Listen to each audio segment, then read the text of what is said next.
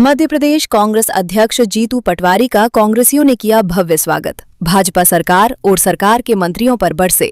PCC chief पटवारी खरगोन जिले के कसरावद में प्रदेश कांग्रेस कमेटी के प्रदेश अध्यक्ष जीतू पटवारी मंगलवार को जिले के प्रवास पर पहुंचे।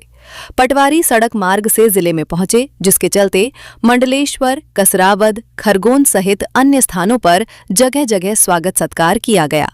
पटवारी ने मीडिया से चर्चा में प्रदेश सरकार के काबीना मंत्री विजय शाह, कैलाश विजयवर्गीय के बयानों पर तंज कसते हुए कहा कि इन नेताओं के अणगल बयानबाजी पर सरकार और पार्टी चुप्पी साधे है।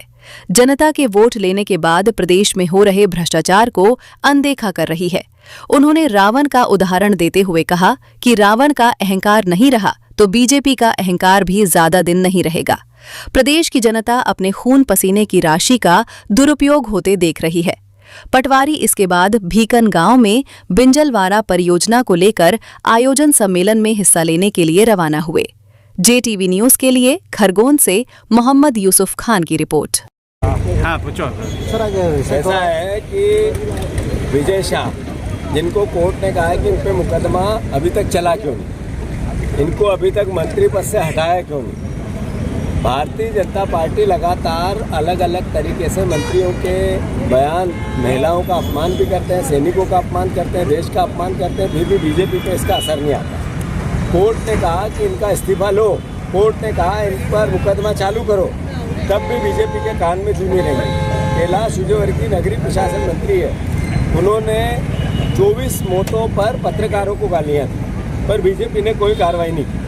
26 बच्चों की मौत हो गई कब सिरप से। स्वास्थ्य मंत्री का कोई इस्तीफा नहीं। 13 मंत्रियों पर करप्शन के आरोप हैं, 13 मंत्रियों पर भ्रष्टाचार के आरोप हैं, पर भारतीय जनता पार्टी को जो वोट मिला उससे वो जैसे सांप चूहा निकल जाता है और पड़ा रहता है अजगर, वैसी भारतीय जनता पार्टी इनके करप्शन को भी देखकर अजगर जैसी पड़ी है, ध्यान ही नहीं दे रही है। हम सब मध्य प्रदेश वासी देख रहे हैं, किसान परिवार के लोग देख रहे हैं मध्य प्रदेश के युवा। मैं मानता हूँ ये सब बातें घोतक है इस बात की कि रावण का राज नहीं रहा। अहंकार की पराकाष्ठा के बाद इनका राज कैसे रह सकता है, सही है कि गलत?